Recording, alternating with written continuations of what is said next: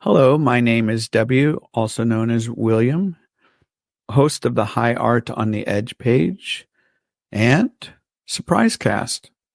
Speaking of Surprise Cast, we have some friends all the way from Glasgow, Scotland. We have Santiago, Lizzie, Michael, and Andrew. They are in the band Homework. Let's do some homework and dive in, shall we? Santiago, how are you? Doing great. How are you? It's a lovely, warm, cloudy day. Classic Glasgow. Thank you for participating. Could you tell the listeners what you do in the band? I play guitar and sing, and also write songs. Nice to meet you. Lizzie, how are you today? I'm good. Yeah, the sun's come out. Well, it's warm now. And I cycled over here and everyone was in the pub. I was going to say, the sun absolutely has not come out. It's hot. And Lizzie, what is your role in the band? I do drums and I help with the posters sometimes. Exciting. Michael, welcome. How are we doing? How are you? I'm good, man. Happy to be here. What do you do in the band? So I sing, I play guitar, offer occasional backing vocals as well, and yeah, write songs as well. I mean, I guess we all do the songwriting though in our own ways, which is good. Thank you. Nice to meet you. Andrew, how are you? Yeah, I'm okay, thank you. And your role in the band? Is the last one left, which is bass. So bass, and again, a bit of backing singing, and then more recently, some lead vocal singing as well. Yeah, and increasingly songwriting as well. Welcome, all of you, to today's surprise cast. I want to let the listeners know how I actually heard of your band. There's a gentleman by the name of Murray Easton who I interviewed recently with Mark Rolfe.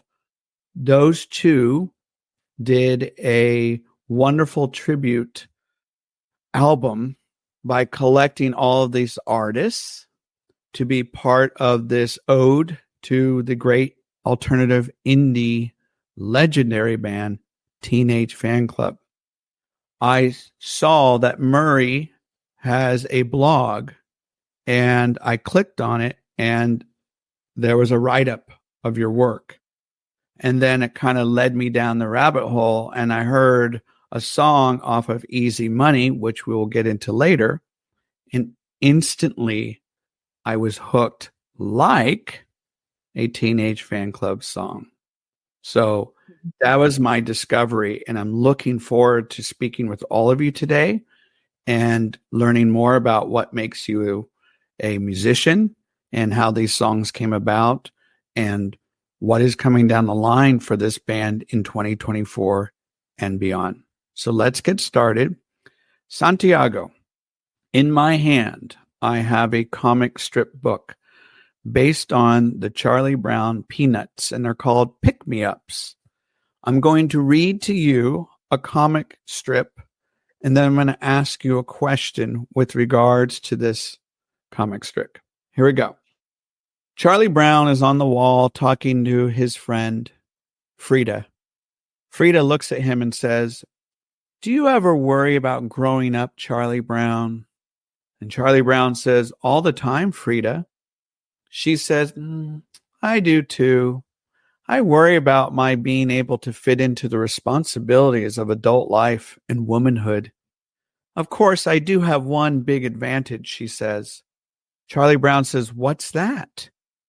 She says, I have naturally curly hair." And Charlie Brown says, "Oh, good grief." So Santiago, you may be wondering, what question is he going to ask me? Here's my question. What was your childhood like while growing up? It's gonna be disappointing, but I used to be blonde and had straight hair. So I did. I have pictures. Yeah, it was really weird. But no, my childhood, besides that, was just, I think, like, of course, we're talking about music, and it was a lot of, playing violin. Funnily enough, yeah, when I was 4, And I think like both my parents are into the arts, and they're both educators. So, my mom works in a art school for children. So, I was very encouraged to like draw when I was a child and like play guitar and just like, just do stuff. And I think I just developed this compulsion to just make things, watching all these films and like Fantasia, by Disney, massive in my life.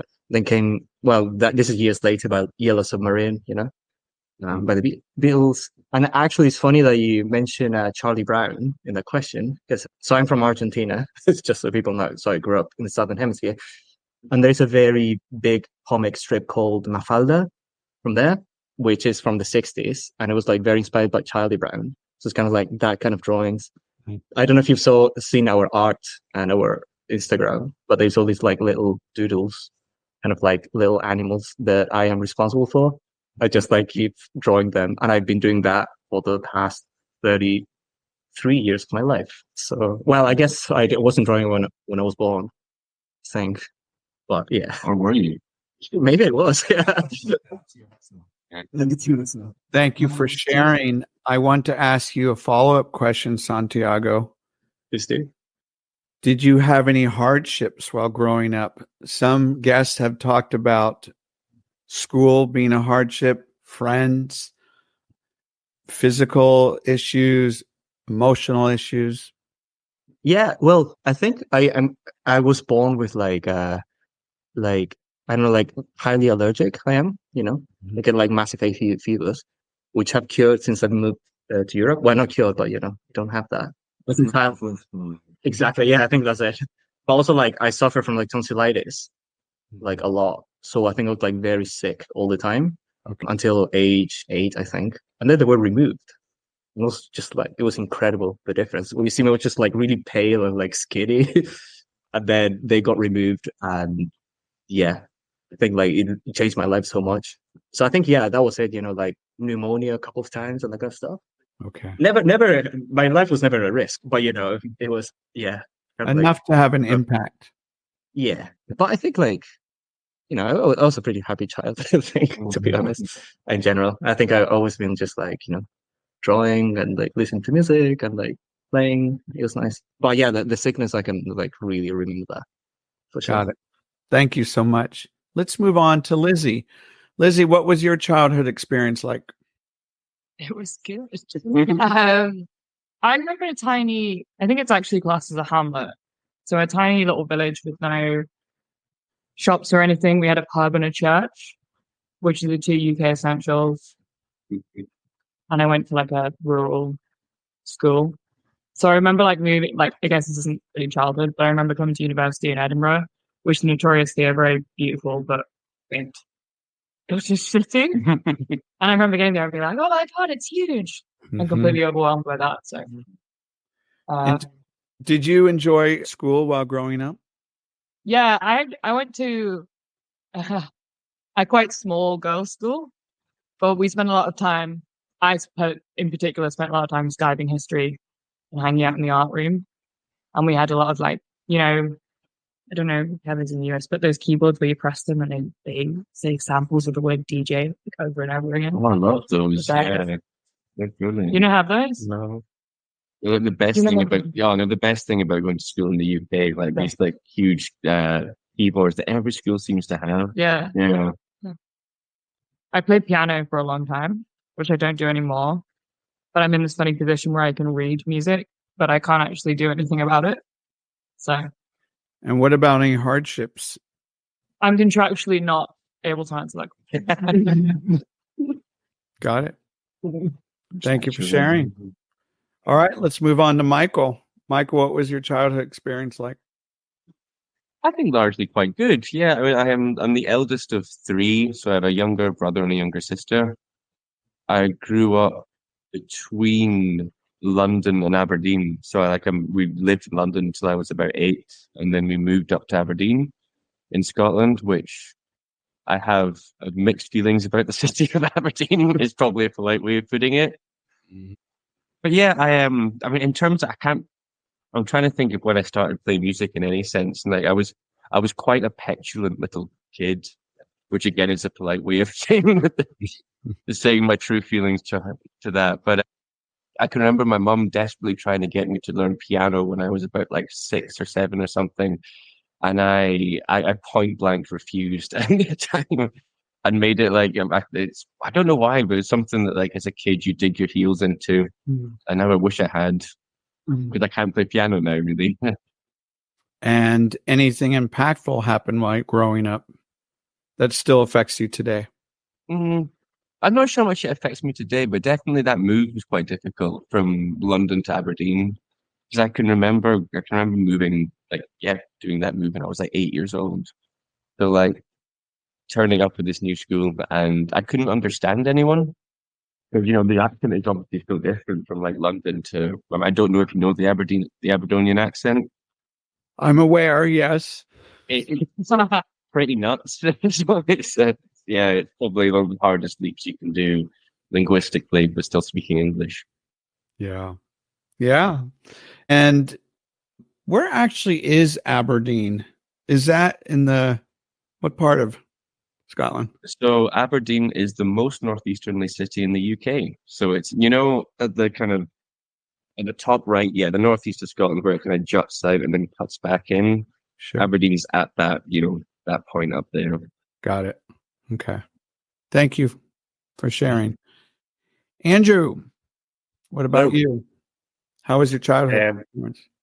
Well, I think to quote a musician who I think is close to yourself and me, I think, said, I was a comfortable kid, but I don't think much about it anymore. Oh my goodness, who is it? So that's from Lemon World by The National. Oh. You So I'm did your bringing that up. homework. I did do my You did your homework. Yeah. homework. But no, I think that is true to my experience. So I'm from Dumfries, I'm from Dumfries, which is a town to the southwest of Scotland. I guess it's maybe bigger than where you grew up, but it's still Lizzie grew up, sorry. But yeah, kind of smallish town. However, there was a lot of music involved pretty early on. I think similar to you, Michael, my parents were very encouraging and my mom especially. And, I never wanted to do things like practice my instruments and stuff like that. And obviously now I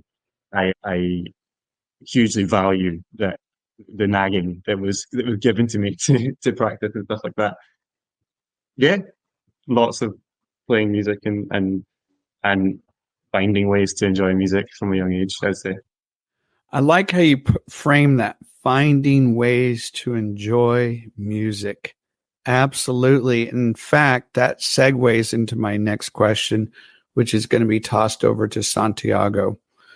Santiago, my older brother, Todd, played an enormous role in introducing so many bands to my life. For example, Galaxy 500, Cocteau Twins, Ultra Vivid Scene, a lot of the 4AD bands. And the reason why he did that is because he was a radio DJ at a college here in the States, University of Virginia. And he would send me all of his shows via tape. And he would just mail them and say, check this out, check this out. And I was at the age and mindset where, I was taking it all in. So for you, Santiago, what bands really opened your ears to music and you realized, wow, there's a whole world out there I want to discover? It's slightly a good answer, but also a bit embarrassing. First, I think my first incursion is the Beatles for sure. Yeah, thanks to my dad. Yeah, no, generally brilliant. Like listen to them a lot still to this day. I love them. Gosh, no, but no, it's all like no, and I think like my dad was like really growing up in the 70s, like full prog rock, of course Queen and all this stuff. So I think like Pink Floyd, everything that's adjacent to that. Charlie Garcia, which is an Argentine musician, like extremely talented, very very good. And after that, like I started developing my own legs, and I was born in 1990. So when the turn of the century came about, I got really into new metal. So I was a big new metal kid listening to Korn and like Limp Bizkit and like, and then after that, I think like Deftones for sure. And I think like the one musician that really opened my eyes to everything was Trent Reznor in Nine Inch Nails. Around the yes, my absolute favorite ever Nine Inch Nails for sure. Still to this day, is like the one musician that I'm just like, I can you ever top this? You know, every single record. Seen them live only twice, sadly. Of course, I missed them in the 90s, but I saw them like a couple of years ago, and it was like, oh my god, like, oh yeah. Anyway, so massive nerd, and then like I think more when I got into guitar playing, I also was like really into Muse. So I think Matt Bellamy around like Origin of Symmetry era, like absolutely fantastic, like that kind of music. Tom Morello, Rage Against the Machine. Yeah. Yeah, I think that's my origin story. I think I was like 15. And then from there I started like expanding. I was really into Aphex Twin as well. And after that, like got more into, Sonic Youth, David Bowie, all the usuals. I think I was just like, I think it was very interesting because it was the era before streaming. So like finding music was a bit what you say. I have my book forever about it. Well, thank you for providing a list of these inspirational bands and artists, musicians. Certainly a lot of them that I've gravitated towards. Lizzie, you probably don't know this up until this moment right now. I think in many of the podcasts I've done since February 1st, the Beatles have come up, I swear, in almost every conversation in terms of influence, in terms of memories. So for you, was it the Beatles? Who was it? Long story short, my family like lived abroad for a year when I was like 14. But I was at quite a pinnacle moment, kind of social development.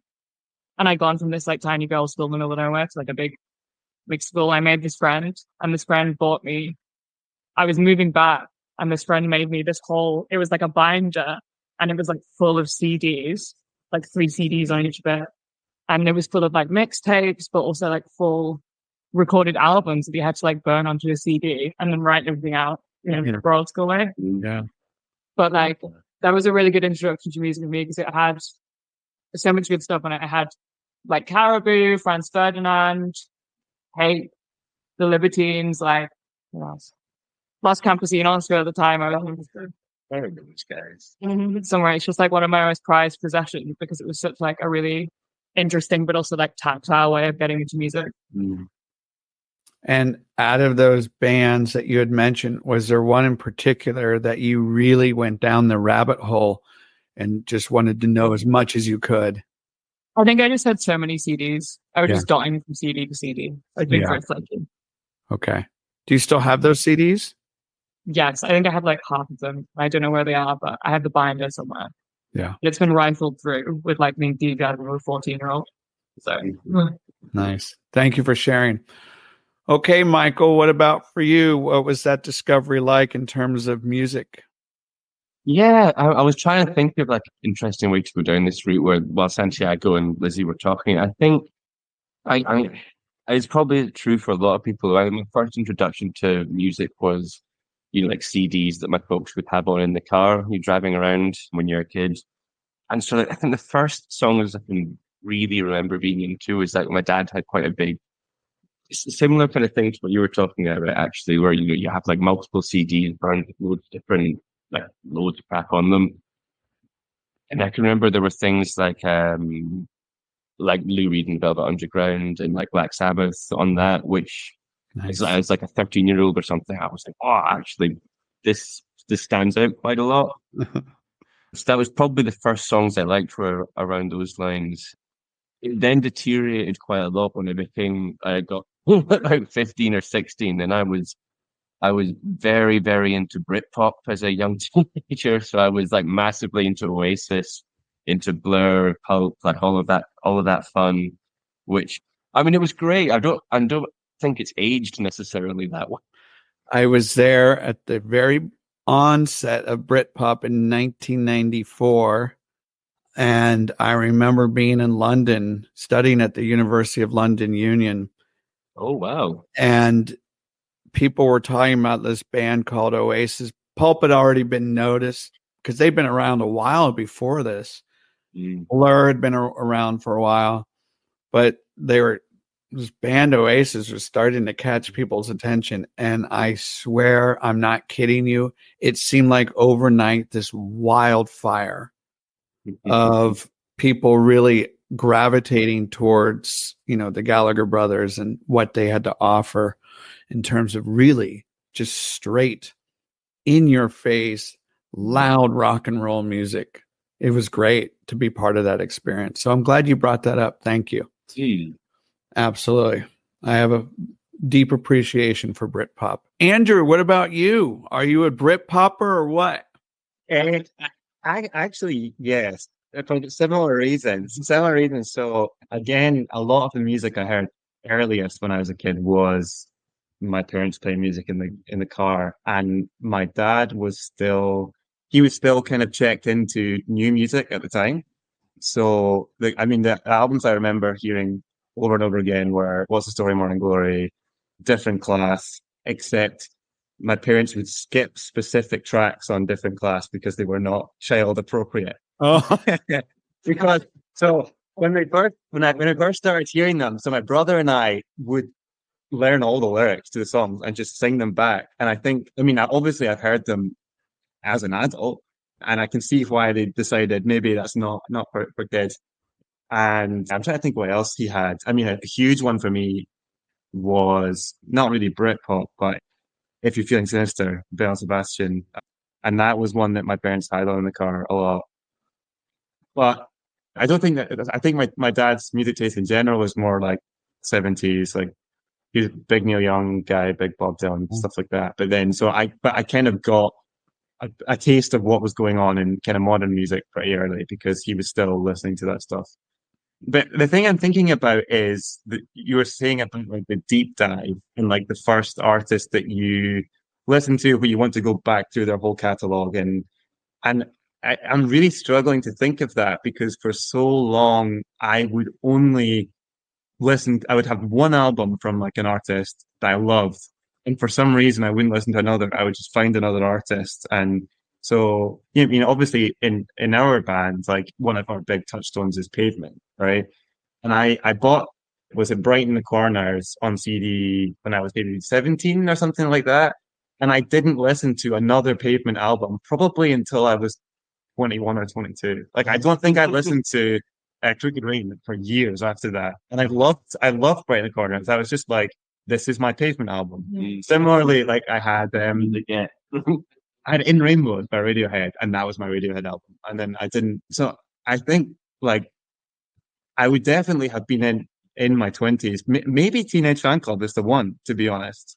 There may be the bands that I kind of went through the catalog with, probably because, again, like as I was saying, like that's a band that my dad would play, and he had like that compilation, the name was like the so many minutes, so many seconds. But so I knew some of the songs, but I went through each of the albums, and then there were tracks on there that I hadn't heard before, and remember kind of going through that experience. So yeah, probably then. The easy answer for this band is to say Teenage Fan. Not only the easy answer, the smartest answer. Oh. But I'm going to push back on your parents a little bit, Andrew. Okay. They had this little hang up about not exposing you to some of Pulp's songs or being very concerned for obvious reasons. But my goodness, if we're talking Belle and Sebastian, they had a few songs on that album. Judy and the Dream of Horses. Yeah. So similarly, some songs were skipped on that album as well. Okay. I remember, there's like a Stars of Track and Fields, like about like feeling the city in your terry underwear. Okay, Santiago, we are at that point where I would like for you to tell the listeners, the best of your ability, tell us how the band came in formation. I love this question. Okay. So, yeah. So back in 2019, so I was at a party. It was cowboy themed, and it was like a flat party. I was quite drunk, and then I was with this guy who's called Forbes, who's a great friend now, and I met him that night, and we were just like chatting, and he started talking about Queens of Stone Age. I was like, oh man, that's great. He said, I play drums. I was like, oh, I play guitar. It's like, oh, maybe we should jam someday. Cool. Then we completely forgot about that for like a month or something. And then I think, I can't remember if I messaged him or he messaged me. And then we just like met up and we started jamming. And it was basically like me playing with alternate tunings and like doing noise, like a lot of like feedback and like stuff. And and he was just like bashing the drums, and it was actually really good for a while. And I started like singing. And well, this is a part that is interesting because I actually don't know the whole story. At the same time, this guy Forbes, who is from Aberdeen, was also jamming with another person that's right here next to me. My man Michael, right here, doing I don't know what you were playing. If you want to ask, I think so. Me and Forbes is like, I'm going to primary school with this guy. Didn't see him for 10 years or something like that. And then we bumped into each other at a gig in Glasgow and reconnected a little bit. And I was like actively trying to start or join a band, and he was doing the same thing. And I now realize that first jam that we had was probably a bit of an audition. And I think like then he formalized it. Okay. He made a out of the blue Facebook chat called Pavement, and he invited the two of us. Okay. We love Pavement a lot. And then another friend, Tom, who to play bass, I was like, guys, I don't like Pavement, but I really want to play gigs, and I know that you like Pavement, so let's make a band. And then that was early 2020, so you see what time we're approaching. We wrote a few songs. Yeah, early 2020. That was good. I went on holiday, came back, and we said, cool, we have our first gig April 2020. Oh no. So, that happened. And then we disbanded, and Forbes moved to Estonia. I was, living somewhere. We went to lockdown, Tom went, I think, back to Aberdeen. I'm not sure. Anyway, that's not relevant. But now we can skip forward like a year, maybe, or a bit longer, when we could like start going out and seeing people at a reasonable distance. And then Michael and I got in touch, and we are like, should we like have a jam, like in the park? And then, yeah. This is where I think we become the one thing I hate most in the world. So when we started jamming again, we became those two dudes in the park playing acoustic guitar that everybody wishes would stop playing acoustic guitar. Yeah, that was us, because we couldn't go inside.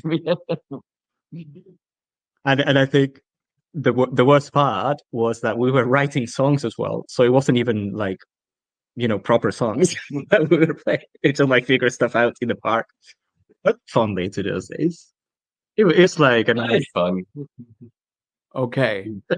So now that we know how the seed was planted, when the seed was planted, there's the formation here. We want to get away from being the two dudes in the park. Mhm. Lizzie, I'm going to ask you a two-prong question. Okay. The first one is this. I learned that you are the drummer of the band Homework. Me being a drummer, but much better as an elementary school teacher, keep that in mind. I spoke with Piers Hewitt from the band The Boxer Rebellion, great band out of London. He is one of the world's premier drummers. And I asked him this question. What part of the drum kit, hi-hat, ride, kick bass, snare, what part of the drum kit speaks to you the loudest and why? I think it's supposed to say snare, but probably the ride cymbal, for sure.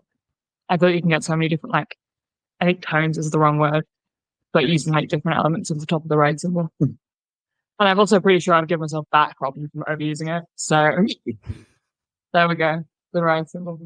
So tell the listeners, thank you for sharing. Tell the listeners, how did you get into drumming? I tried it briefly when I was a teenager, and then I got distracted foolishly by, drinking beers in the park and so on. And then I left a job I really didn't like, a couple of years ago, and I had some newfound free time.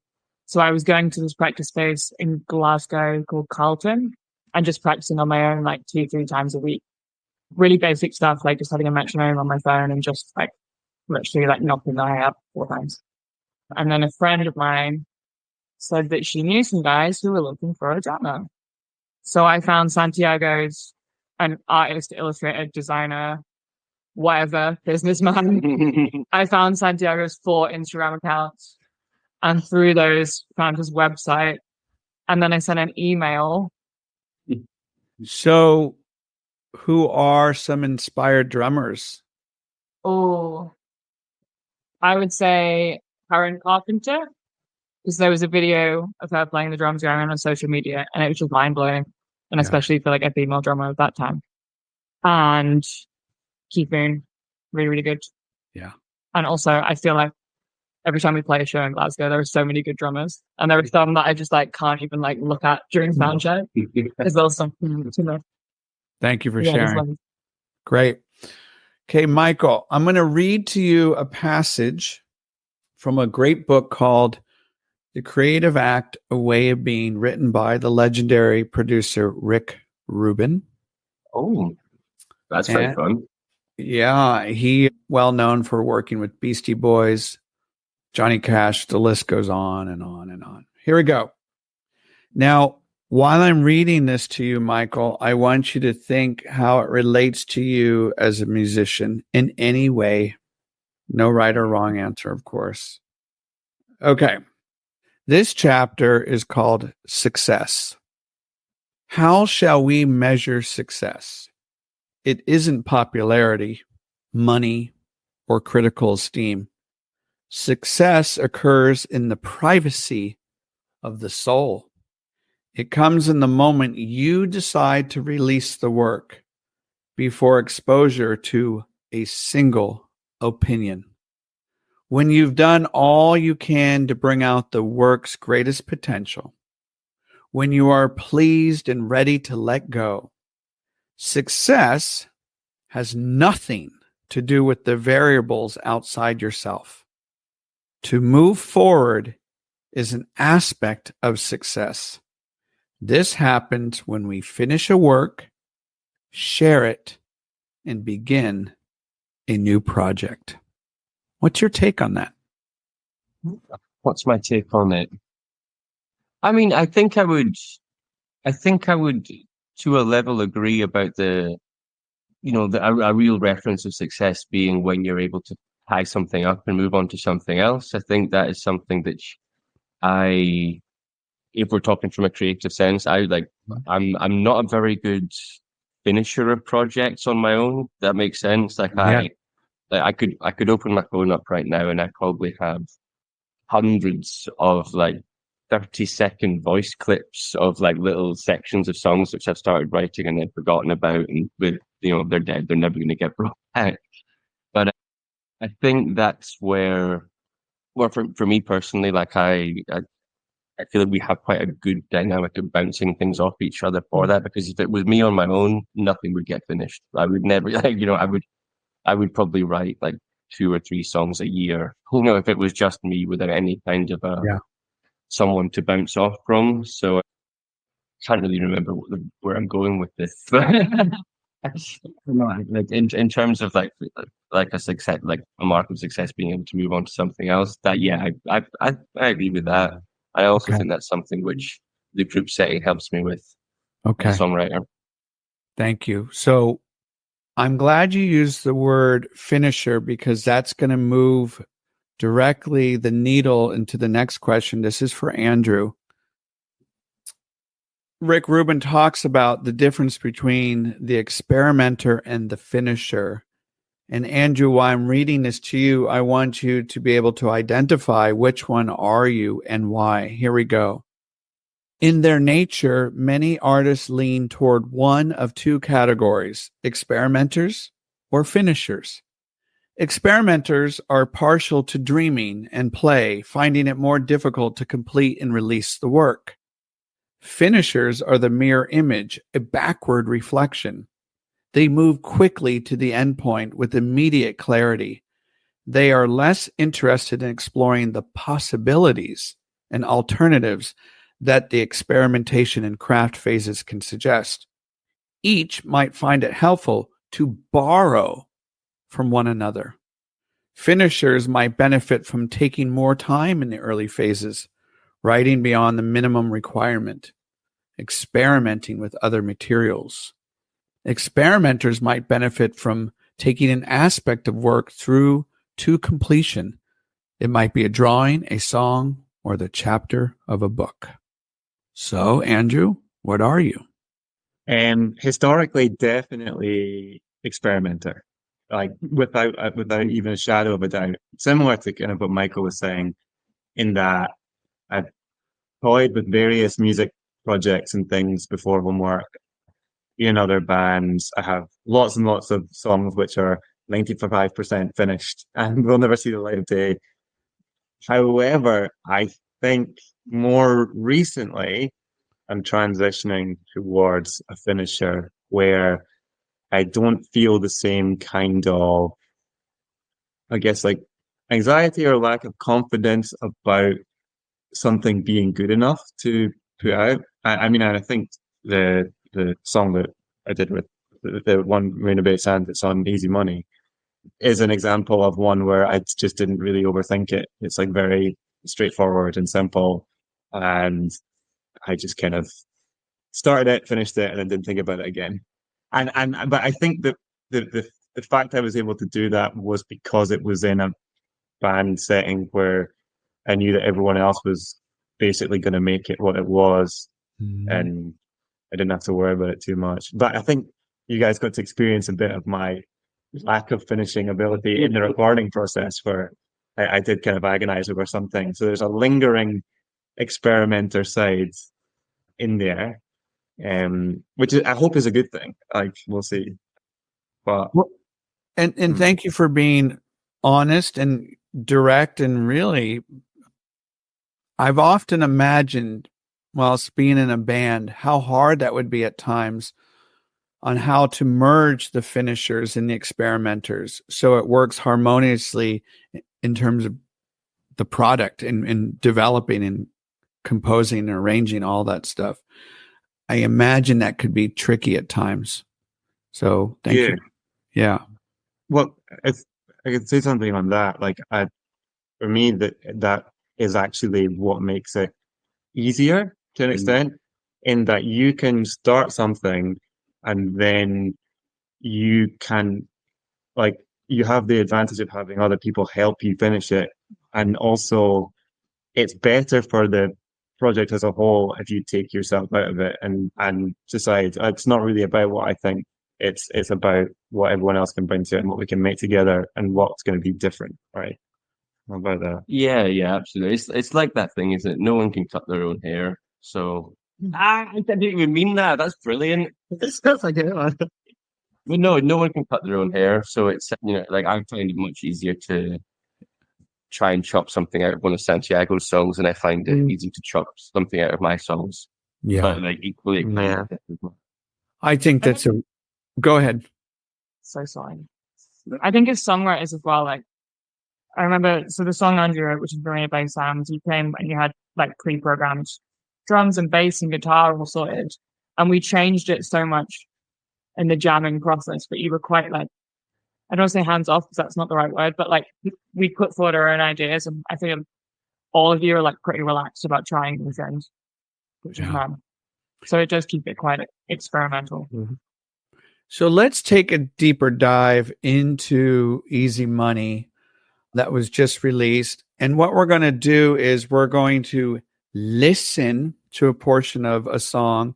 And then, Santiago, I'm going to ask you a question with regards to the song, and if anyone else wants to chime in. All right. So this is from the Easy Money 3-track EP, if you will, that was just released by the band Homework. We're going to listen to Dummy Run, and then we're going to learn more about it.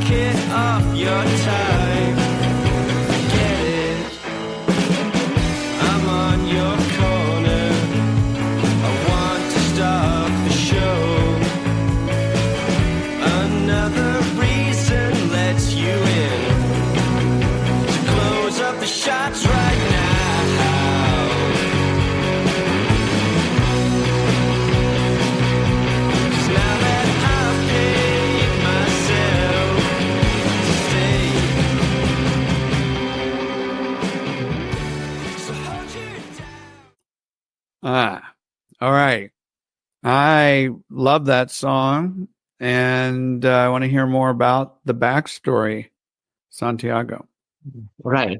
And also, I love that you asked me this question, because the thing about Easy Money is that, so just as some background, Homework operates with a no front person policy. So, well, you haven't seen our live shows, but it's basically historically Michael and I just like bantering, just like talking stuff. And they said we have this like divorced couple dynamic, fairly accurate, I guess. I'll take it. Yeah. And then more recently, like also Andrew and Lizzie's a bit far back, sadly, but we want her to also.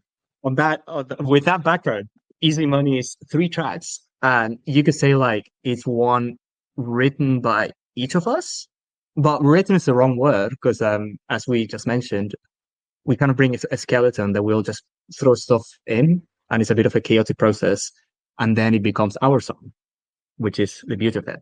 In that specific song, it was a fragment that Michael brought to the studio. It was a Britpop number at first.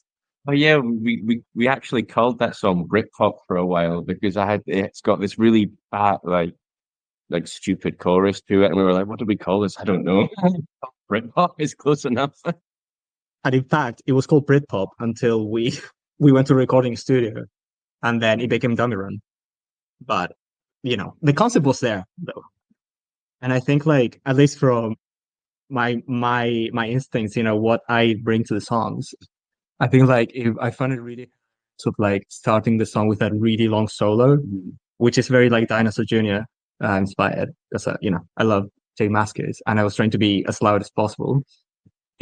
But it's really funny because normally when we rehearse, like the gear is a bit temperamental and the rooms are not properly equipped.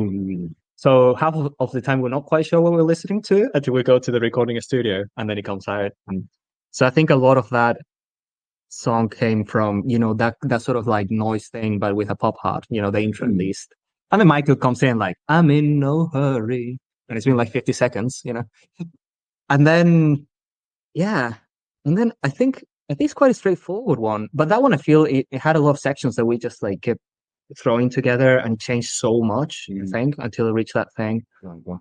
And like in the middle, I got to indulge doing this like noisy thing. And I'm just like scratching my guitar, like exactly like that. And then Michael sings, and then there's like this really nice like hit by Lizzie with the drum, and then like a bit of feedback, and then we get back into it. And yeah. Oh, it's a great. Go ahead, Lizzie. You wanted to say something? Yeah. It's such a summary song. We had a bit of, not today, but in previous weeks, we had a little bit of sun, and I had that on repeat, which you're not supposed to admit. But I was like, this is actually perfect, like kicking about the park in summer. It's good. Yeah, it's very anthemic, I think. We were kind of going for that. In the context. Oh, yeah. No, I really like it, and it's got a lot of punch and pop and crunchiness to it.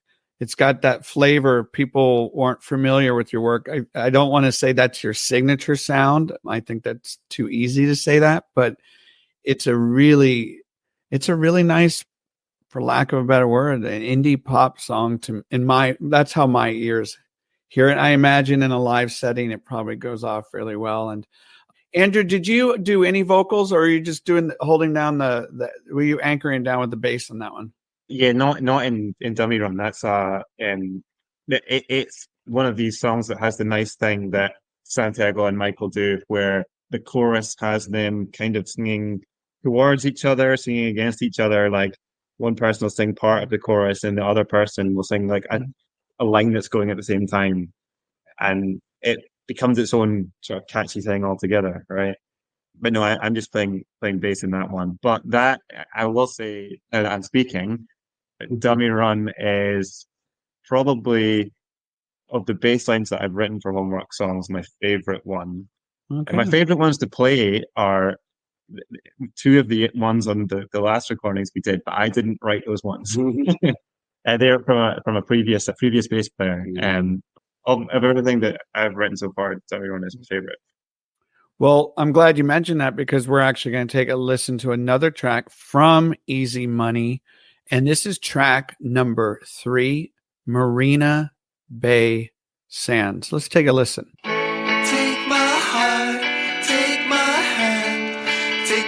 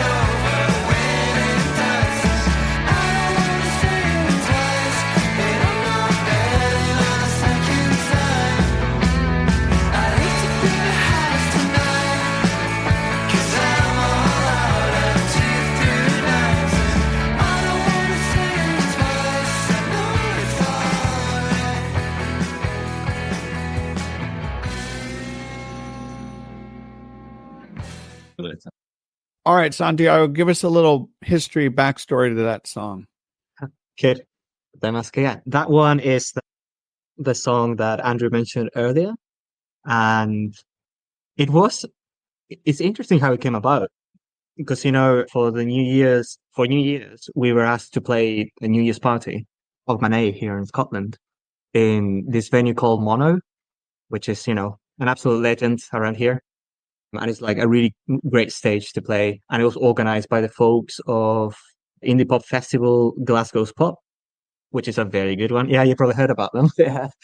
Also putting up a really good one this summer with Heavenly and, Jerry Love and all these people.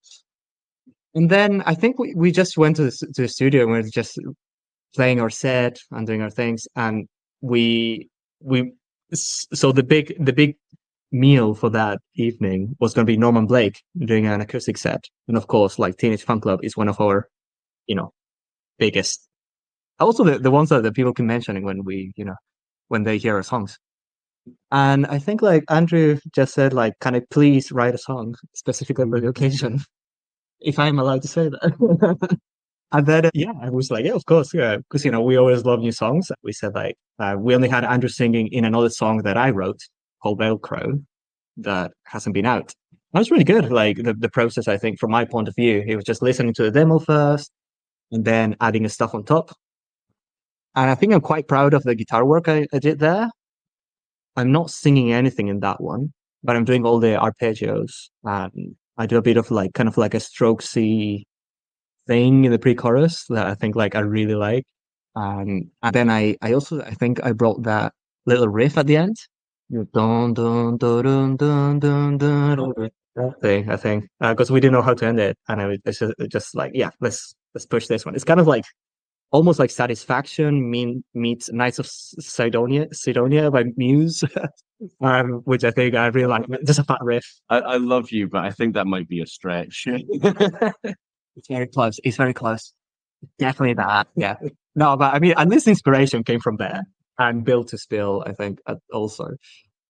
Yeah. So that's all I can say from that song, probably. But it's a really beloved song, I think. Now it's been, very well received, and we're very happy with that. So that's really good. I like the lyrics in this song. I'd hate to be the house tonight because I'm tripping over winning dice. I don't want to say it twice. And I'm not betting on a second time. I'd hate to be the house tonight because I'm all of the 2 through 9s. I don't want to say it twice. I know it's all right. Lyrics hard to compose, or does it come naturally? Oh, definitely not for me. But for me, it's so those were the lyrics that I wrote in that song, and it's kind of a bit like solving a puzzle where maybe you have the beginning of something and then you're then stretching everything to fit around that. So, and the way that I solve that puzzle normally is by having a very obvious theme that I can return to. So in this case, obviously the kind of casino type imagery and things like that. And once I have that as like the guiding principle, then you're just doing a line by line rhyme sort of thing where, okay, I know that I kind of want it to be a sort of kind of love song, but it has this like theme of a casino, and this line ended with this syllable. So what word that fits this theme and also rhymes can I fit in here? I mean, and that's why the song is called Marina Bay Sands, right? Is I wanted the name of a casino which rhymed with Han.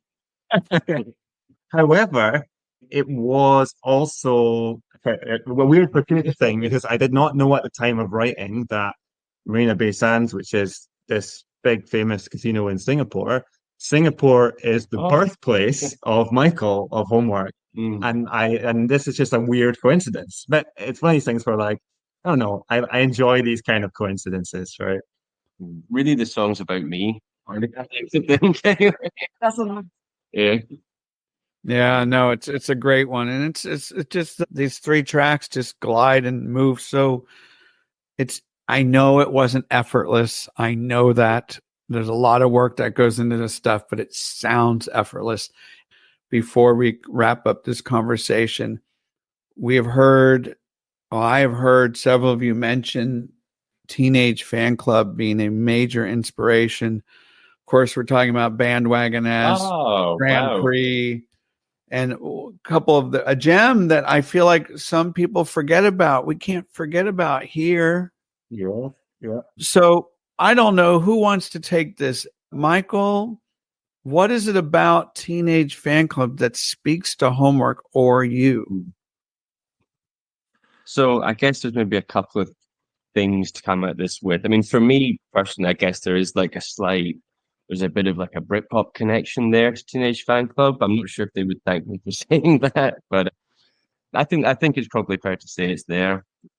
But then I guess there's probably something to be said, and correct me if I'm wrong, everyone, but I think there's probably something to be said that, like, at its core, what we're really into is like big fat poppy melodies for a lot of our songs. I think we're quite driven to trying to unlock like the perfect hook to a section or like a chorus or something like that. And Teenage Fan Club are very, very good at doing that.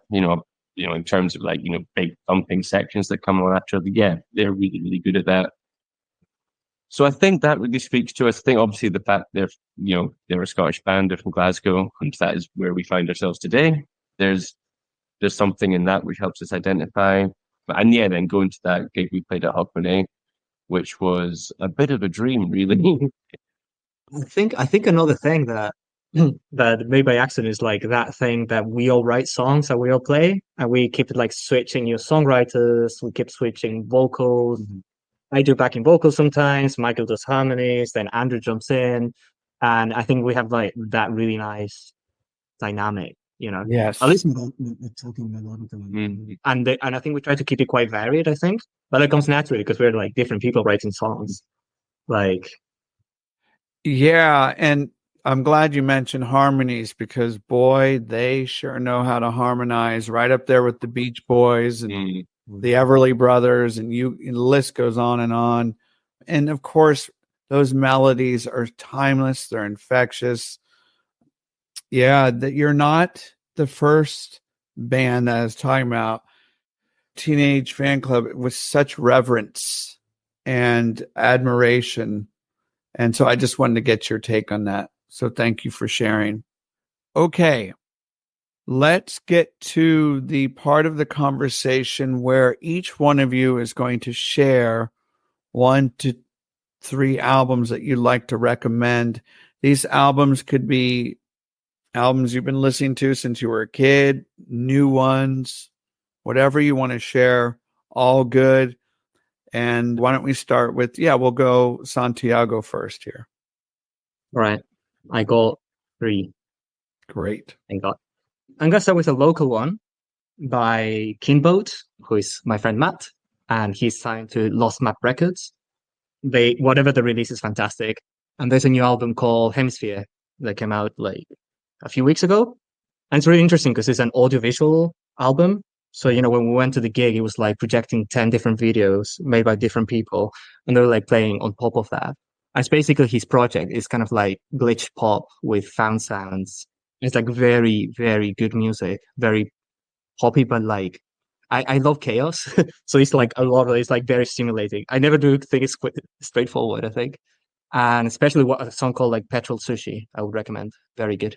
And if a video comes out sometime, so I've seen it live, it's like the most absurd, like low poly 3D, it's bathroom rave. Then I've been loving Kim Gordon's The Collective. Oh, absolutely nice. Fantastic album. Yeah, I love her. And yes, it's really good. It's almost like SoundCloud rap, but really incredible. I don't know, just those thumping sounds and her deconstructed poetry, on top. Yeah. Or, that smooth voice. I got to see her Primavera a couple of years ago, and it was like, how do you do it? Like, it was very good. And then the third one, just to bring it back to the jungle pop world, I'm really enjoying The Umbrellas as well. Band. Yes, you know them. So, their album, Very Well a Friend, really good. Especially, just like full of just like straightforward song, great jangle. I got to see them as well in mono. like a couple months ago, and I was just blown away by their not just the stagecraft, but I think the way they make these songs that sound, I wouldn't say simple because they're not, but they sound like songs that should have been written by now. And it's like 2024, and you're like, how are they not? And of course, these are like Kinks, sort of Johnny Maresque, even like stuff going on there. Yeah, and yeah, I'm absolutely blown away by them. Great picks. And that last one, the Umbrellas, I'll tell you off air. A very fun story. Good stuff. Yeah. Ooh, that's fun. Lizzie, Yeah. your turn. Batter up. I did have a cheeky look on Spotify just there, but I can't choose. But LCD Sound System, Sound of Silver, or their subtitle. Ideally both. I do. And my other ones would be Clap Your Hands, Say Yeah, again, they're self-titled. And also look at all the vinyls. They're incredible. The artwork's amazing. I actually can't remember who the artist is, but referenced it in an interview recently. And I'm also listening to St. Vincent's All Born Screaming Okay. as of today. I'm really enjoying it. Have you seen LCD Sound System live? Yes. Yeah. When did that happen? I saw them in Montreal. I think it's one of their farewell tours that keep happening. I'm hopeful for another one of those so I can see them. Yeah. We had the best time. It was amazing. There was a tear in a couple of my friends' eyes. Incredible.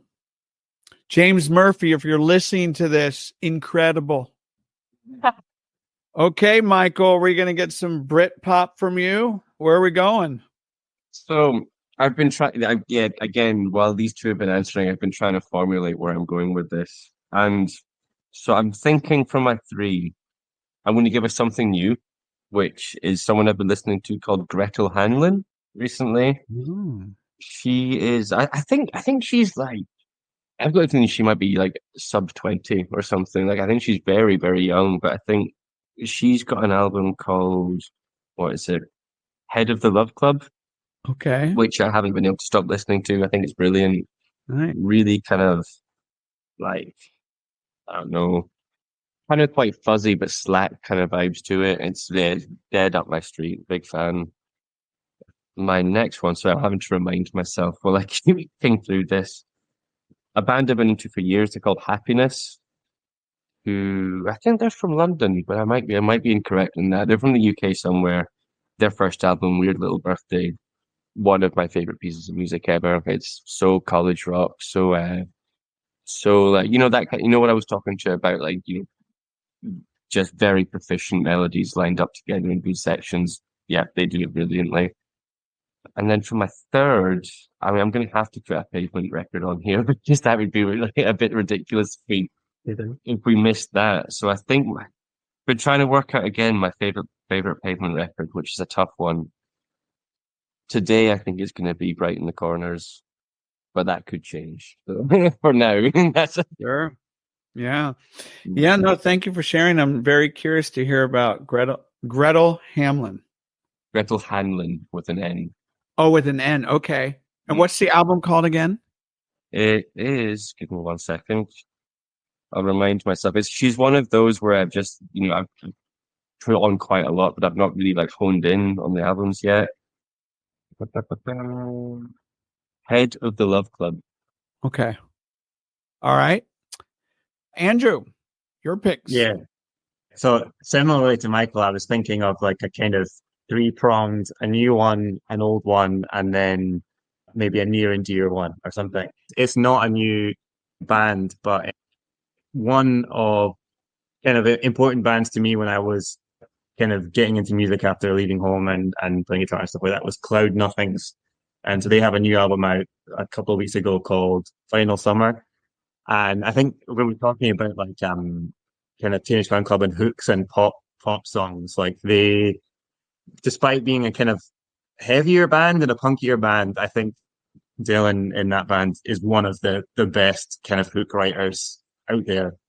He just writes these, it's a song where every single section is utterly like infectious brainworm hook. And their new album is just full of them, and it's probably their best one for a long time. So definitely recommend that. For older one, one of my favorite, a lot of my favorite bands are ones that I discover years and years later, and then I'm just kind of blown away that this thing has existed and I've never heard it. So that happened to me last week with this artist called Kali Puni, I think. I don't know if that's how you pronounce it, but it's two words, Kali, and then Puni. And the way I discovered them was through the Notwist, the German band. I think it's like a related artist. And they have an album called Faking the Boots from the mid 2000s. And just from like hearing one song, thinking it was incredible, and then putting on the album, and then every single song after that, I was just utterly blown away. And then I went to look up some kind of reviews from the time, and the reviews were all kind of like middling and saying like, oh yeah, this band is from this scene and these associated people, but like nothing special. And it's just for me to read that stuff and then think like, how, like I'm hearing this today, and this is like absolutely blowing my socks off. And so definitely check that one out.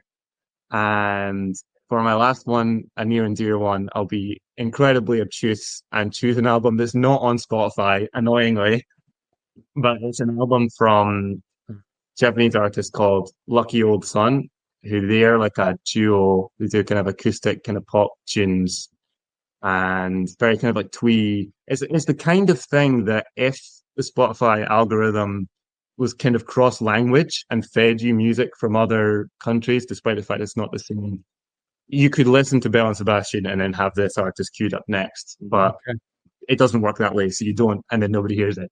And they're not on Spotify. Like, this album's not on Spotify, obviously. They do have an album on Spotify, but the one that I really like is called Belle Epop. It's on Apple Music. If you have Apple Music, it's there. If you like kind of twee pop, absolutely love it. Such a good album, and have listened to it hundreds and hundreds and hundreds of times. So thank you all for these suggestions. It sounds like, me being an elementary school teacher, you've all given me homework to do. Sure, you've never heard that one before. Raise your hand if you'd like to answer this last question. What is coming down the line for homework, the band, in 2024? Good question. It's a secret. Nobody's raised the hand because we genuinely don't know. We don't know. We have designs on an album relatively soon. We are working on some new songs at the moment. We have is it 4 or 5 of them? I think we're currently working our way through. We would love to do an album. We've done, obviously a couple of EPs up to this point. So that seems like the next logical step, to spend a bit more time on it and put something out that way. And if anyone relevant is listening, we're looking for gigs outside of Glasgow. Yes. We play in London, which was really good. I think we might have something also in summer somewhere else. But yeah, very excited to keep traveling and keep playing. Yeah. Santiago, you just reminded me. I forgot to ask you guys this question since you said gigs. Okay. Whoever wants to answer this hard question, just raise your hand. So here in San Francisco, I live outside of it, 25-minute drive, real easy, pop in, blah, blah, blah. There are concerts coming here all the time, probably London and LA and New York and, parts of Scotland, blah, blah, blah. And there are great bands. Almost every night I could go to a show, but I don't anymore because of time, energy, and commitment. I'm getting to my question, by the way. So I like to ask the musicians this question, and it goes like this. Going to a concert for me these days takes more effort. Sometimes I stop myself because I say, do I want to deal with parking? Do I want to deal with annoying people holding up their cell phones the entire time during the show and I have to tap on their shoulder? I don't mind it once in a while. Or people talking right behind me when I'm really here to listen to music. I didn't pay to listen to them talk. So on and so forth. And then you add in the cost for possibly going out to dinner. I like to support the bands by getting some merch. All good. But I'm more selective on who I see now. So my question is, if your band came to San Francisco, which I know one day you will, why should I spend all that time, money, and energy to go see you? Even if I like your music, something needs to move me over that one little notch. Be like, yeah, this is definitely going to be worth my time. Ooh. Go for it. Yeah. Yeah, I think I got a couple of. Ooh. First of all, if you enjoy this podcast and listening to me and Michael talk, we talk a lot. Every good way. And I think like the good thing about our gigs is that something is always going to break down, and we have a fairly energetic stage presence, to our detriment sometimes, but it's part of the aesthetic. So I think you're really going to enjoy that. Yeah, and a few bits of like improvisation as well, so stuff that you wouldn't hear on record. And I think like the live versions of our songs tend to be, you know, like we don't try to replicate the studio experience. But it's like I think we're first and foremost a live band, and then the studio comes. So Yeah. Plus, as well, you know, we have a good time on stage. oh yeah, We want to come and watch us have fun. yeah. Do that. It's great. Yeah, somebody said it's like watching your friends play in the garage. We're having a lot of fun. Nice. Better sound though. Yeah. So, Yeah, that's it. And a bar. and a bar. That is true. Thank you for being honest. Yeah. Okay. Homework. Santiago, Lizzie, Michael, Andrew, this has been a real treat. Thank you for educating me more about the band and what you do in terms of your roles and responsibilities. At the heart of this, I see a deep-seated friendship, a connection that all of you have with one another. It seems very democratic in terms of how things are run, and everybody is allowed to express themselves in any manner. And individually, you work on your craft and then come together with the mindset of this is a team collaborative effort. And that will yield great results as it's done so far in terms of my listening experience. So much continued success. And a big shout out again to Murray Easton for turning me on to your music. I got to give him credit, and check out his blog. He really champions up and coming artists, and then obviously respect for the I don't call them the old timers. That's not the right word, but the bands that have definitely been around quite a bit and have paved the way. I'm going to end this conversation with another passage, but this time nobody's going to answer. Just want you to. Again, this comes from the book, The Creative Act, written by Rick Rubin. This is called How to Choose. Every piece of art consists of a series of choices, like a tree with many branches. Our work begins with a seed, which sprouts a trunk of the core idea. As it grows, each decision we make becomes a branch splitting off in a new direction, growing finer and finer in detail as we move further out. At each fork, we go in any number of directions, and our choice will alter the final result, often radically. So, how do we decide which direction to take? How can we know which choice will lead us to the best possible version of the work? The answer is rooted in a universal principle of relationships. We can only tell where something is in relation to something else.